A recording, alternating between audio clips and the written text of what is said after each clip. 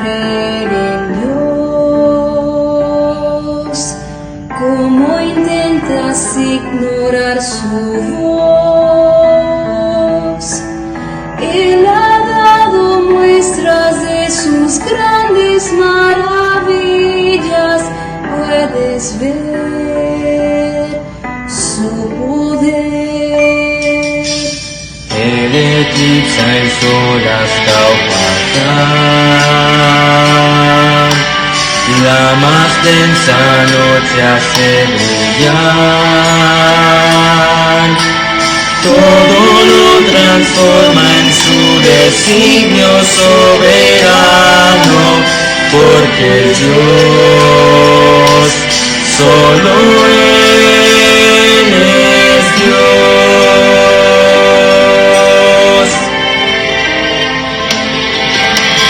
Creo en Dios, su voz levanta el viento y mar en tempestad,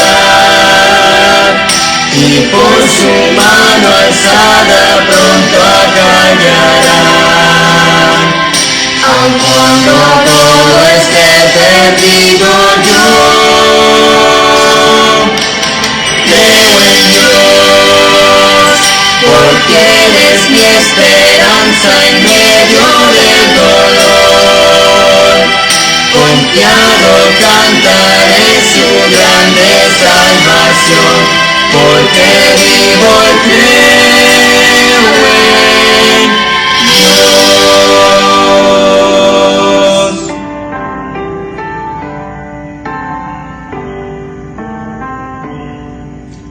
Dios al mundo envuelve con su amor, su justicia y tierna compasión. Mas su gracia alcanza a todo aquel que arrepentido clama a Él, solo a Él. Y aunque no lo puedas vislumbrar, Dios es siempre fiel hasta el final, porque ha prometido caminar a nuestro lado, cerca está, porque Él es Dios.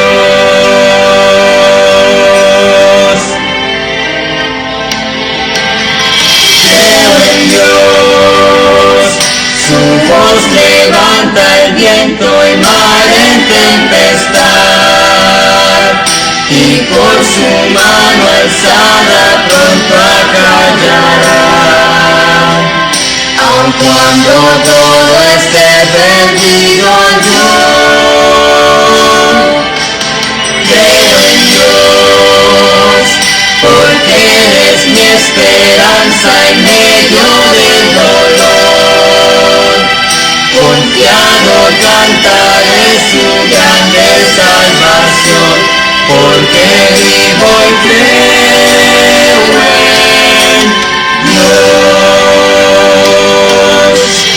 Creo en Dios, su voz levanta el viento y mar en tempestad, y por su mano alzada pronto acallarán. Aun cuando todo esté perdido, yo creo en Dios, porque Él es mi esperanza en medio del dolor. Confiado cantaré su grande salvación, porque vivo y creo en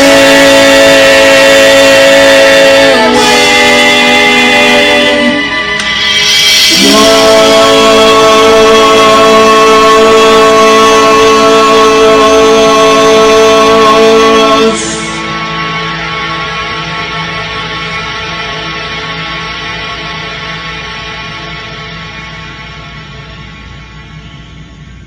Saludos mis queridos hermanos y un feliz sábado para todos. Que la paz de Dios sea con cada uno de ustedes en esta mañana.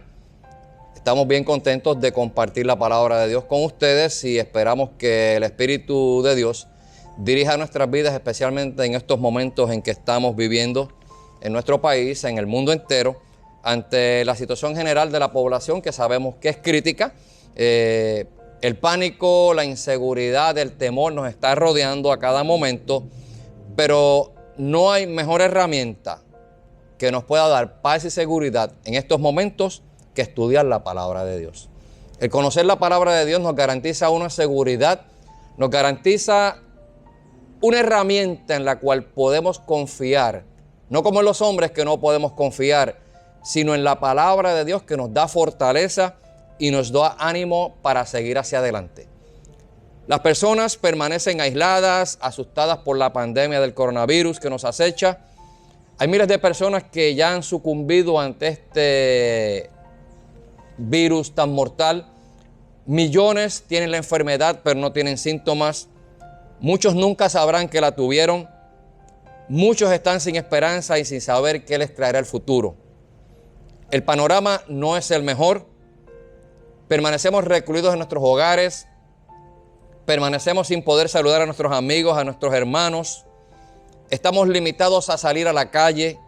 Tenemos un horario muy limitado. Las compras son limitadas. Pero la gracia y la bondad de Dios, hermanos, es ilimitada. Tal vez no podamos abrazar a una persona físicamente. Tal vez no podemos besar a un ser querido que vive en otro sitio por temor a contagiarlo.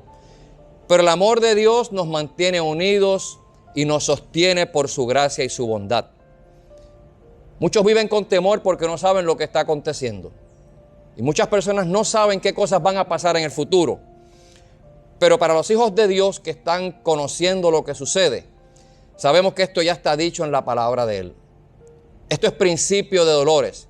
Dice en Mateo 24, versículos 7 y 8, porque se levantará nación contra nación y reino contra reino, y habrá pestes y hambres y terremotos en diferentes lugares, y todo esto será principio de dolores. Oramos. Eterno Dios, te damos gracias por tu bondad y por tu misericordia. En estos momentos que estamos viviendo en la historia del mundo, Señor, los que conocemos sabemos que esto es principio de dolores, pero confiamos en ti. Por lo tanto, te suplicamos, Padre bueno, que tu amor y tu paz estén en cada uno de nuestros corazones. Ayúdanos al confiar en ti. Permite que al estudiar tu palabra, Señor, nos infunda aliento y valor para seguir hacia adelante y que sintamos el interés de predicarle a otros que no te conocen. En el dulce nombre de Jesús. Amén, Señor. Amén. Jesús, hablando con sus discípulos, les dijo estas palabras que acabamos de leer en el Evangelio de Mateo, capítulo 24, versículo 7. ¿Y por qué Jesús le dijo estas palabras a sus discípulos? Porque Jesús sabía las cosas que iban a acontecer y necesitaba que ellos estuvieran preparados para cuando vieran las señales, supieran que su venida estaba próxima. Muchas personas hoy en día están atemorizadas por lo que está sucediendo actualmente, el coronavirus, las guerras, las muertes, otras plagas que van a acontecer. Y simplemente esto sucede porque no han estudiado la palabra de Dios. El Señor dejó en su palabra plasmada qué cosas iban a acontecer. Obviamente no dio la fecha porque Él quería que todo el mundo estuviera preparado. Quería que estuviéramos vigilantes, pendientes, mirando las cosas que iban a acontecer a nuestro alrededor con el propósito de que cada día estemos más preparados. Que no nos fuera a suceder como le sucedió a las vírgenes que fueron tomadas por sorpresa cuando el esposo llegó. Que no nos fuera a suceder como aquellas personas que no sabían que iba a llegar el diluvio, o sí sabían que iba a llegar el diluvio, pero no hicieron preparación adecuada para entrar dentro del arca de la salvación. Jesús nos ama tanto que ha dejado tanta información en su palabra para que estemos preparados. Y yo te hago la siguiente pregunta: ¿estás tú preparado? ¿Estás tú estudiando la palabra de Dios apercibido por los eventos que van a ocurrir? ¿Estás estudiando la palabra con tu familia, con tus amigos, con tus hermanos, sabiendo que el Señor viene pronto y que nos puede tomar desprevenidos? El antiguo Israel tenía mucha información. Es más, yo diría, información de más para saber que Jesús vendría pronto a liberarlos del yugo del pecado, del yugo de la maldad, del yugo del error. Tenían demasiada información escrita a través de los profetas para saber que Jesús vendría y no le hicieron caso. Miqueas 5:2 les advertía que el Mesías nacería en la ciudad de Belén. Isaías 7:14 les advertía que el Mesías nacería de una virgen, de una mujer joven. Deuteronomio capítulo 18, versos 18 y 19, el Señor les estaba advirtiendo que el Mesías tendría autoridad profética mayor y solo comparable por Moisés. En Isaías 49, versos 6 y 7, les dijo que el Mesías sería la luz para los gentiles. En Salmos 22, versículos 14, le dijo que el Mesías moriría por ellos. Y en Isaías 53, versos 3 al 5, les advirtió que el Mesías sería despreciado, que iba a experimentar dolor y sufrimiento, que llevaría la carga del mundo en su cuerpo y que solo su sacrificio sería válido para curarnos de la enfermedad del pecado. Entonces yo te pregunto, ¿de qué forma tendría entonces el Señor que decirle al pueblo de Israel que el Mesías vendría y vendría pronto a liberarlos? Ahora, ¿saben algo? Comparable con esto, en el libro de Oseas, capítulo 4, versículo 6, el Señor hace una triste aseveración diciendo: mi pueblo perece por falta de conocimiento. Y como tú rechazaste el conocimiento, yo te rechazaré a ti de mi sacerdocio. Y miren cómo termina este versículo: por haber olvidado la ley de tu Dios, también yo me olvidaré de tus hijos. El antiguo Israel tenía mucha información. Sin embargo, no habían adquirido el conocimiento que necesitaban. Por lo tanto, el pueblo perecería por falta de conocimiento. Y yo me atrevería a decir, no necesariamente por la falta de conocimiento, sino por no estudiar lo que la palabra decía. Lo que sucede hoy en día, queridos hermanos. Nosotros tenemos información de más. Tenemos la palabra de Dios más completa. Tenemos el espíritu de profecía. Tenemos muy buenos escritores dentro de nuestra denominación. Y sin embargo, no hacemos acto de presencia física estudiando la palabra de Dios. Damos por hecho de que como somos el pueblo de Dios, que ya una vez conocimos al Señor, tenemos suficiente para ser salvos. Yo te digo en esta mañana, querido hermano, tenemos que estudiar más.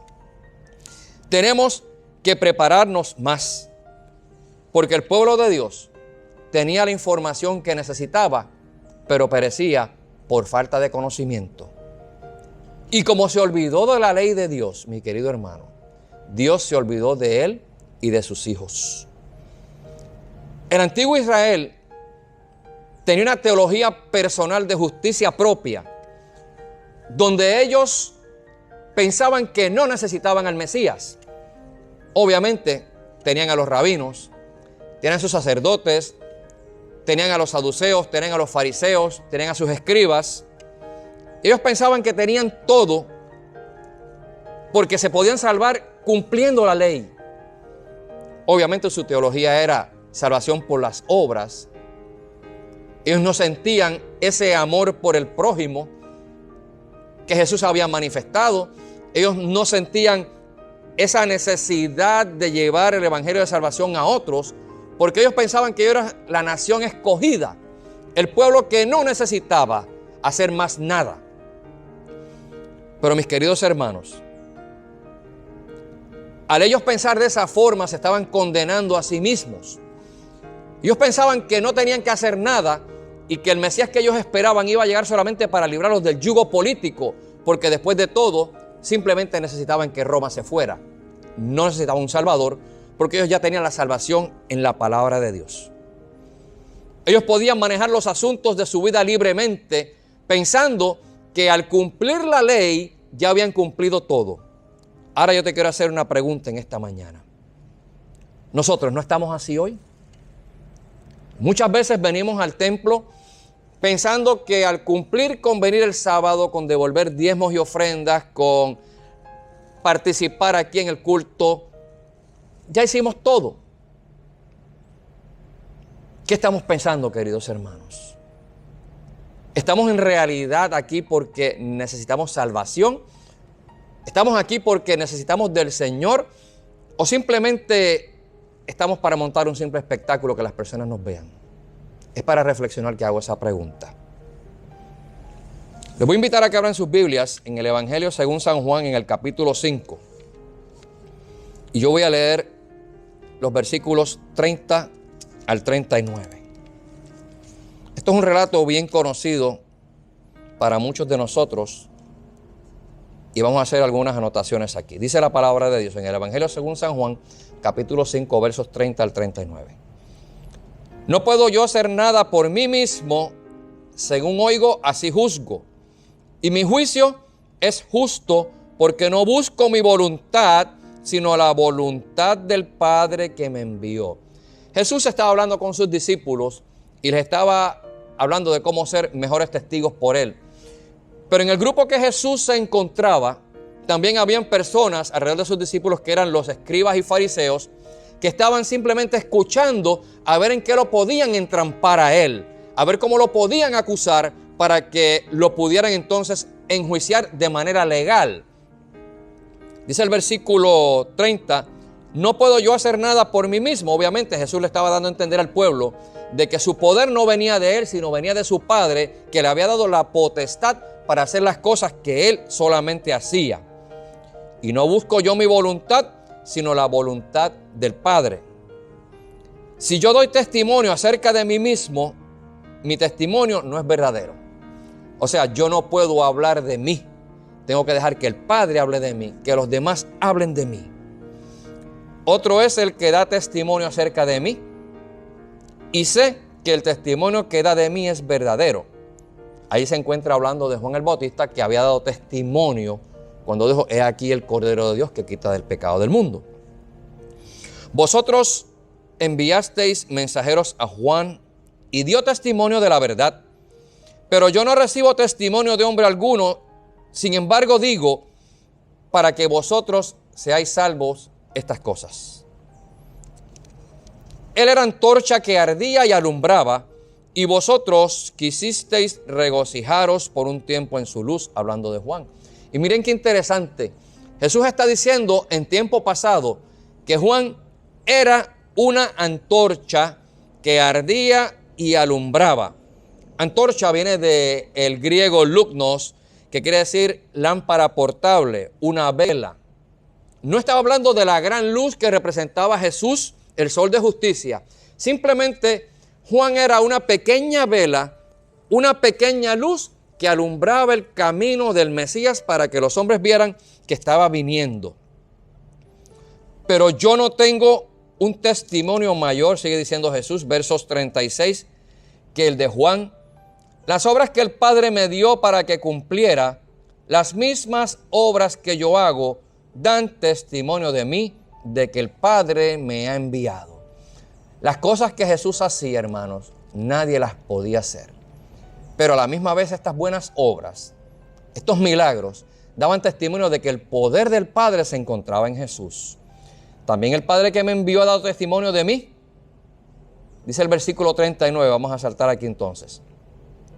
Escudriñad las Escrituras, porque a vosotros os parece que en ellas tenéis la vida eterna, y ellas son las que dan testimonio de mí.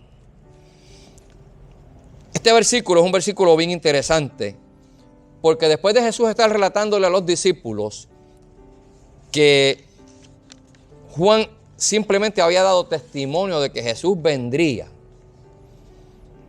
quien en realidad daba testimonio por las obras que hacía era Él.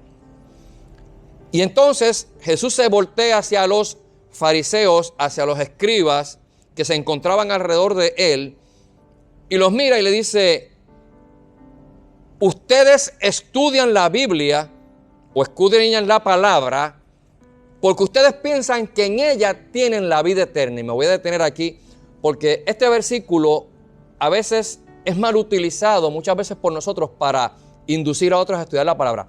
No es que esté mal que nosotros le digamos a las personas que estudien la palabra de Dios. Lo que quiero decir es que el versículo muchas veces está mal utilizado. ¿Por qué? Porque el versículo no habla de forma imperativa. En la forma que está escrito, no habla de forma imperativa. No dice, ustedes tienen que estudiar la Biblia porque en ellas tienen la vida eterna.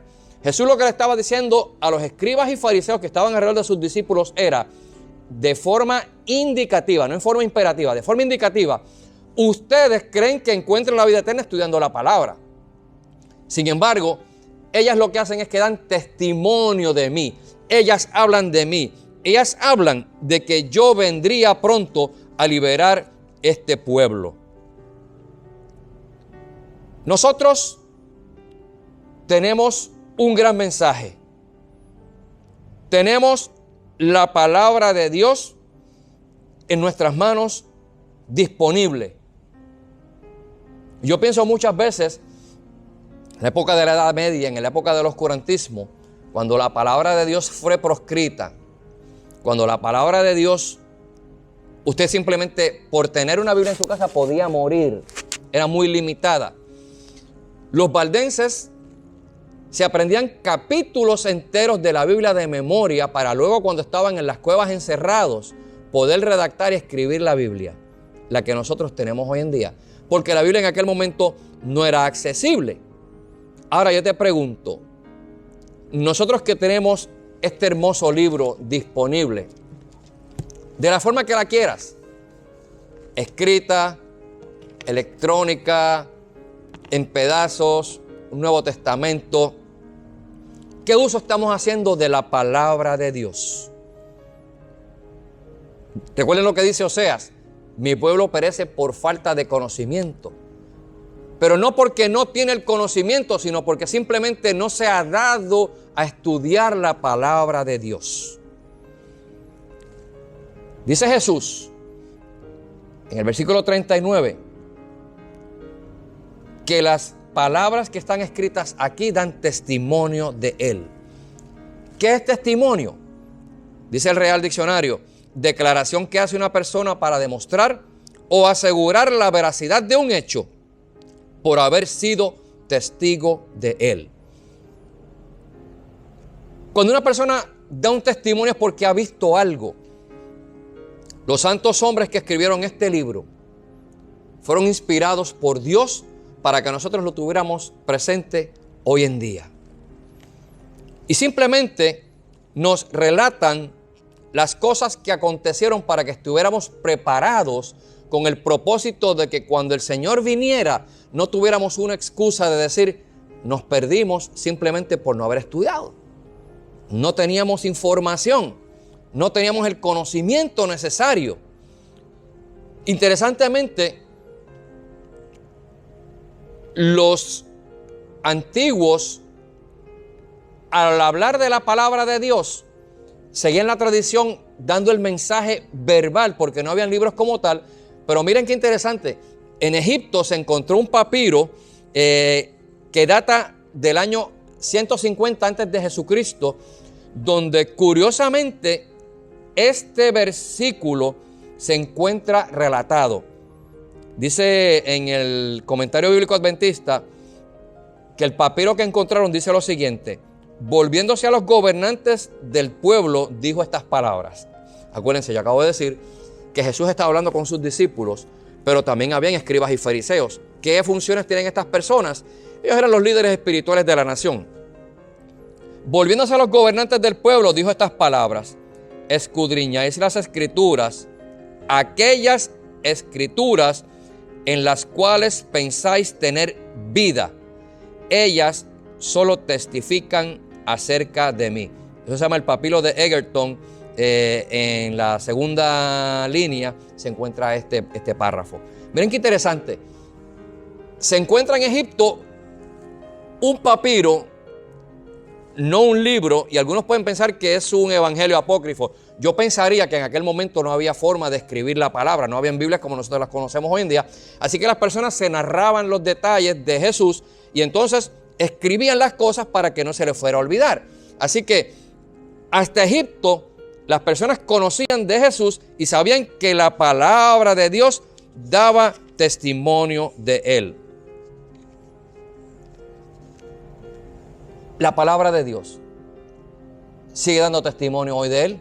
Absolutamente. La palabra de Dios sigue diciendo que Jesús viene pronto. Definitivamente que sí. La palabra de Dios nos da señales de que el Señor viene pronto. Claro que sí. Entonces, ¿qué tenemos que hacer, querido hermano? Tenemos que prepararnos y estar apercibidos de que el Señor viene pronto. Nuestros días parecen difíciles, nuestros días parecen aburridos. Toma tiempo para estudiar la palabra de Dios.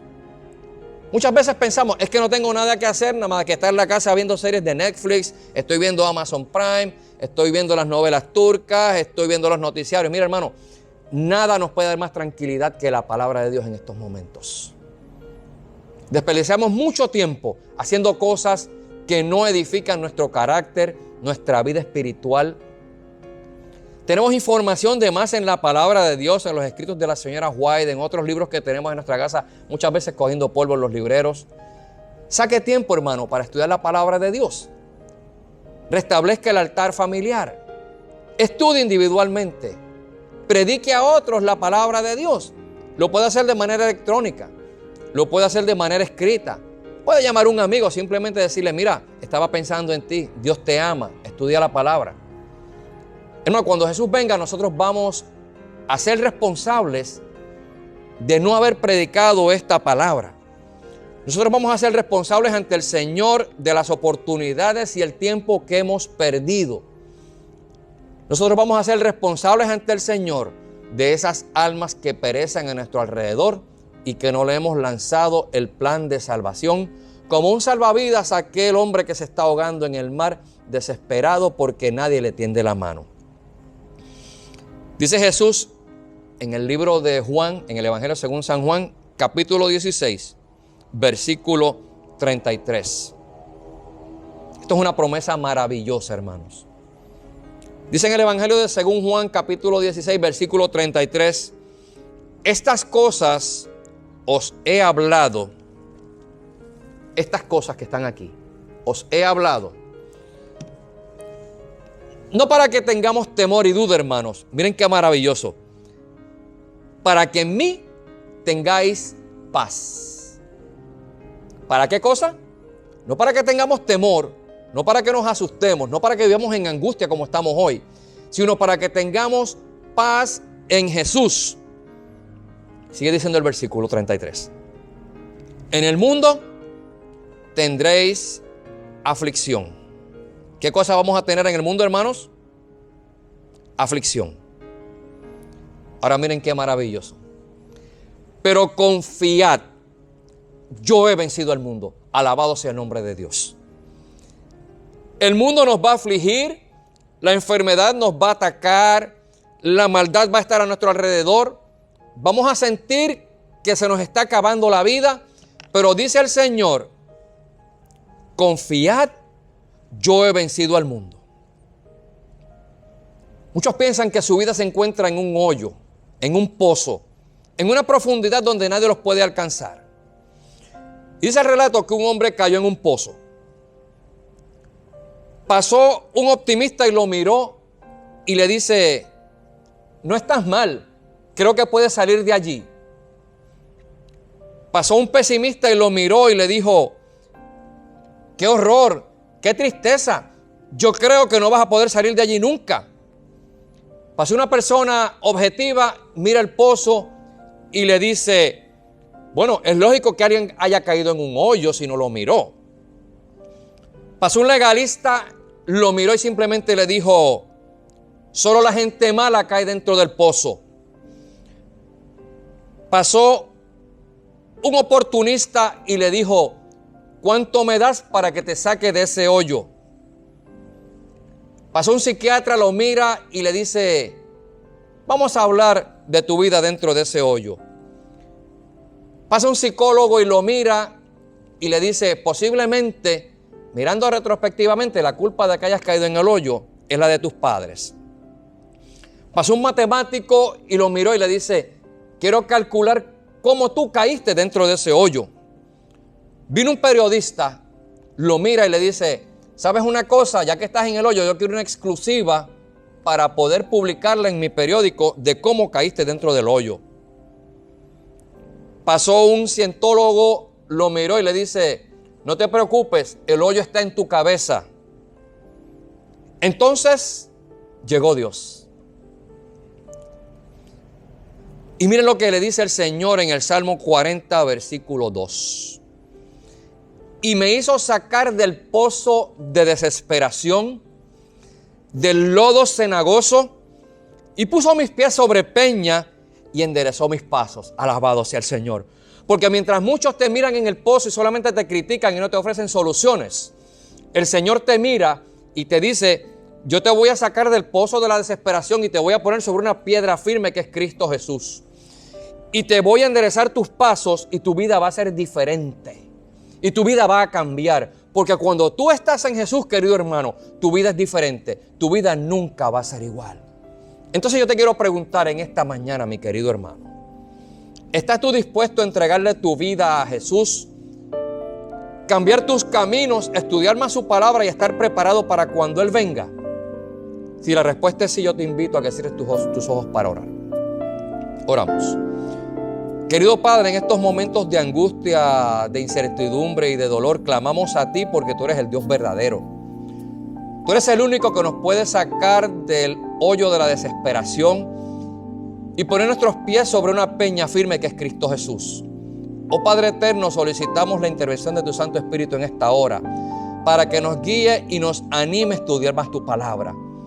Las señales dicen que tú vienes pronto, querido Padre. Permite que podamos estudiar tu palabra buscándote a ti y solo a ti, clamando a ti por nuestra salvación y preparándonos, Señor, para ayudar a otros a encontrar la luz de este camino. Oh Padre eterno, te presentamos a aquellas personas que han sufrido por esta devastadora enfermedad. Te suplicamos por los que han fallecido que tú pongas consuelo en sus familiares y que los fallecidos hayan hecho los arreglos necesarios, querido Padre, para estar en paz contigo. Permite que tú bendigas a nuestro país, bendigas al mundo entero, Señor. Que tú pongas paz en nuestros corazones y que podamos confiar, como dice tu palabra, confiad, yo he vencido al mundo. Oh Padre eterno, danos la certeza de que tú estás a nuestro lado y que estarás con nosotros hasta el fin del mundo. Que tú vas, Señor, a darnos la victoria solo por tu poder, por el poder de tu palabra. Permite, Padre eterno, que nuestras vidas estén consagradas cada día más a ti.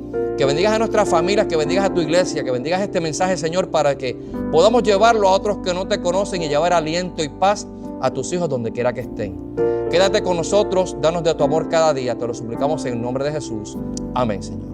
Amén. Que Dios te bendiga, que Dios te guarde, que tengas un feliz sábado y una hermosa semana con el Salvador Cristo Jesús.